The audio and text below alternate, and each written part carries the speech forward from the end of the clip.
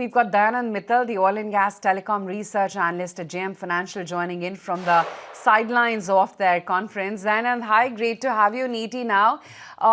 Let's first talk about, what really is going to be the shape of telcos going forward, because there's dominance by two, there is a third player.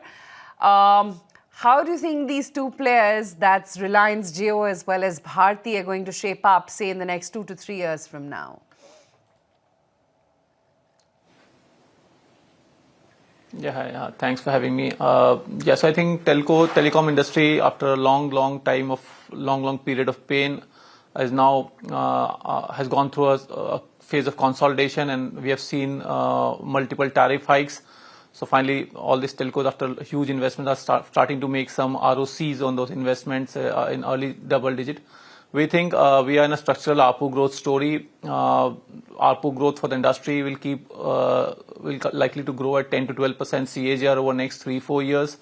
Consolidation will continue. We think both Bharti and JIO will continue to hold on to their around 40% plus subscriber and revenue market share. So I think and after a long time, we'll probably enter a phase where capex will be moderate. So next 4-5 years, there'll be huge free cash flow generation by all these companies, and that's what is driving a lot of enthusiasm, optimism among investor community. So we have a positive view on the entire space. Both Bharti and JIO via Reliance continue to be a topic in this space. Yes, that capex ease off already is playing out, right, Dayanand? And we've seen that in Bharti's reportage as well. But what happens to ARPU growth? You think that's also going to be critical?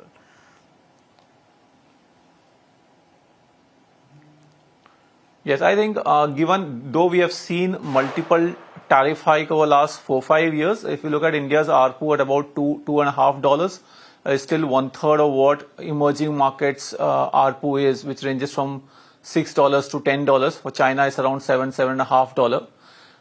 Even in terms of per capita income, if you look at our ARPU, would be about 0.9% of GDP versus most emerging markets would be around 1.1-1.2%. So 10 to 12% ARPU CAGR over the next 3 years, we don't see much risk. Key investor debate is, can ARPU growth come down to low single digit after 3 years? We don't think so. We think it will moderate, but it will still be in the high single digit, 8-9%, primarily because of tariff hikes might moderate. But I think telcos will gradually transition from one size fit all model, where you are charging same tariff for all customers, whether they're using 5 GB data per month or 30 GB. They'll move towards a pay as you use model, where you will be able to milk customers who are using higher data to pay more, which they're not able to do now under this one-size-fit-all model. Plus 5G monetization, despite the customers enjoying 5G, because of those limited use case, 5G monetization is not happening. I guess over the next 3-4 years, use case which will evolve, and telcos will be able to monetize 5G as well. So I think these two will drive ARPU growth, even from a medium to long-term perspective, where explicit tariff hike might be more limited. So 10-12% ARPU CAGR over the next 3 years, and then maybe 8-9% for a few years after that. Right. Dayanand, hi, good morning. This is Harsha. Give us a sense of oil and gas. What are your top picks? And give us the rationale for those. What are you liking at this point within that pack? Yeah, so in the oil companies, oil PSUs, though OMC's momentum is in their favor right now because of low crude price resulting in very high marketing margin. Also diesel cracks being strong because of various supply side concerns led by a lot of disruption in Russian refining capacity. So near-term momentum is in favor of oil marketing companies, but we think valuations have already catched up to those optimistic assumptions. Hence, our preference is more towards the upstream company, ONGC Oil India, where valuations are very reasonable. The CMP is discounting more like $60 net crude realization. Oil India is actually a top pick in the space. We think it's a 15-20% compounding story. One, because we think oil price should stabilize around $70 in the medium term. Near term, there are concerns on oil price, but medium term, I think it's stabilize around $70. But more importantly, it's because of major growth in their oil and gas production over the next 2-3 years, 15-20% growth that we see cumulatively over the next 2-3 years, and also NRL refining capacity, where Oil India has a 69% stake, that will triple over next 12-18 months. So this refinery should commission and then ramp up over next 2 years. So I think, given the two, Oil India, the topic followed by ONGC. Within OMCs, we are a bit cautious given the high valuations and also because they're getting into a huge capex spree, where probably for next few years the ROC and free cash flow would be under pressure. Betting against the consensus here, Dayanand, is what I hear. Oil prices are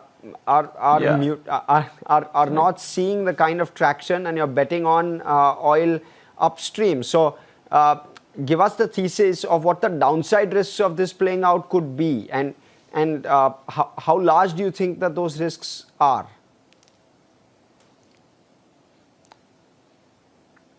Yeah, I agree with you. This is betting against the consensus. In the near term, next 3-6 months, maybe crude price remains soft, and hence both ONGC, Oil India share price is discounting around $60 net crude utilization. So what our thesis is that the downside risk is limited because we don't see crude falling below $60 unless we are in a global recession, which is not the base case. So the downside risk would be the stocks remain in this range. I don't think stocks going down significantly from current levels, given the pessimistic crude price assumption that's being built. That would be the key downside risk. Apart from that, yeah, because these E&P projects are very complex, it tends to take longer than expected. So any significant delay in this oil and gas production growth, that would be the second key risk to these names. Okay, Dayanand, you have a great conference. Thank you so much for your time today. Thank you.